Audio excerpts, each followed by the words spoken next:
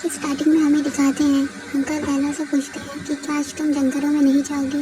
इस पर लैला कहती है कि नहीं, आज मैं घर पे ही रुकूंगी। अंकल सोचने लगते हैं कि 2 दिन हो चुके हैं और लैला अपने ही कमरे में बैठी है। आखिर ऐसा क्या हुआ है जिस वजह से वो इतनी ज़्यादा परेशान है। अंकल ये सोचे हुए होते हैं कि लैला उनके सामने आती है और वो उन्हें वो गोल्ड का कॉइन देती है और कहती है कि अंकल मैं आपको ये देना चाहती हूँ, गॉडफ्रेंड ने मुझे ये दिया था। जिस पर अंकल सोचते हैं कि अच्छा, अब मुझे समझ में आया कि लैला आखिर इतनी परेशान क्यों थी। अच्छा, तो तुम वो अमीरजादे के बारे में बात कर रही हो? जी। तो तुम मुझे ये पैसा क्यों दे रही हो? मुझे लगता है ये पैसा मेरे लिए काफ़ी ज़्यादा है। वैसे भी मैं सोच रही थी कि मैंने कोई गलत काम तो किया नहीं है और वो ये बहुत ही ज़्यादा थोड़े पैसे हैं और आपने आज तक मेरे लिए इतना कुछ किया है तो मैं आपको कुछ तो दे ही सकती हूँ। अंकल सोचते हैं कि वो उस दिन जब ऐसे भागते हुए थी तो मुझे लगा था कि ज़रूर उससे उन लोगों ने काम करवाया था। मैंने सोचा था उसे पूछूंगा, मगर मैंने सोचा कि कहीं वो रोने ना लगे, इसीलिए मैंने उससे पूछा नहीं। जिस पर अंकल कहते हैं कि तो तुम्हारे पैसे हैं, तुम्हें ये नहीं रखो। जिस पर लैला कहती है कि क्या? तो जिस पर कहते हैं हाँ, तुमने ये पैसे कमाए हैं, तुमने एक अरियर लड़की को संभाला था जो बोर हो रही थी, तो ये तुम्हारे पैसे हुए, तुम इसे रखो। अंकल कहते हैं तुम्हें मुबारक हो, आखिरकार तुम अब बड़ी हो चुकी हो। इस पर लैला कहती है कि अंकल क्या मैं अभी बच्ची नहीं हूँ?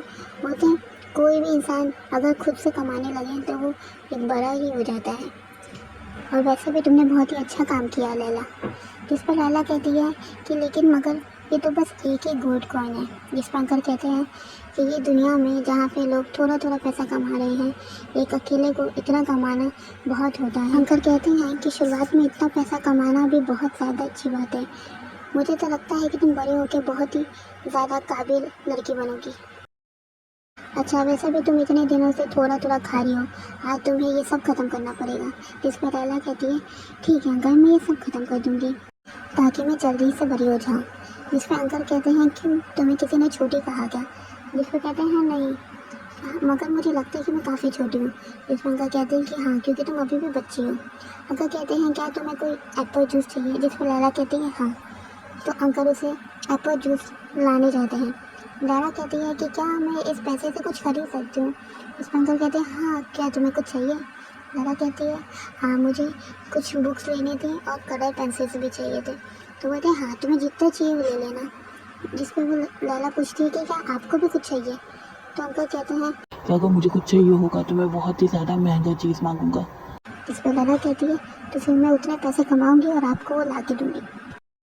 अंकल सोचते हैं कि ये कितनी प्यारी बच्ची है, ये बड़ी होकर भी बहुत ही ज़्यादा प्यारी और खूबसूरत बनेगी। उसी वक्त अंकल को ध्यान में आता है अगर ये खूबसूरत बनेगी तो मुझे कोई ऐसे शख्स के पास इसे भेजना पड़ेगा जिस पर मैं भरोसा कर सकूं। अंकल को वही ध्यान में आता है कि वो तो किसी पे भरोसा ही नहीं करते। आखिर दुनिया इतनी बेकार है कि वो किसी पे भरोसा कर ही नहीं सकते। अंकल लैला से पूछते हैं कि क्या तुम्हें और जूस चाहिए? जिस पर लैला कहती है हाँ। अंकल सोचते लगता है मैं इसे बड़ा होते हुए भी देखूंगा, मगर अंकल सोचते हैं कि नहीं, बस ये यहाँ पे थोड़े टाइम के लिए ही आई है। ऐसे ही अंकल वो सोचा करते हैं कि आखिर वो लैला को कहाँ भेजे कि वो अच्छे से बड़ी हो सके। लैला करी कोई अच्छी जगह क्या होगी। लैला रोज़ अपनी जंगलों में जाती है और यही सोचती सोचती अब लैला बड़ी हो चुकी थी। वो जो उसके लिए नए कपड़े आए थे अब वो उसे छोटे हो गए थे। लैला एक बहुत ही ज़्यादा खूबसूरत और प्यारी बच्ची बन चुकी थी। लैला का जो कमरा था जो कि पहले बहुत ही ज़्यादा ख़राब था, वो एक खूबसूरत कमरा बन चुका है जिसे लैला ने खुद से सजाया है। लैला फ्रूट से बास्केट अपने भर रही थी। वो कहती है कि ये बास्केट तो पूरी हो चुकी, अब मैं इसे कल लेने आऊँगी। लैला अब 18 साल की हो चुकी थी। वो इस गुलाब की तरह खूबसूरत थी और वो अभी भी एल्विस में रह रही थी अंकल लेमार के साथ।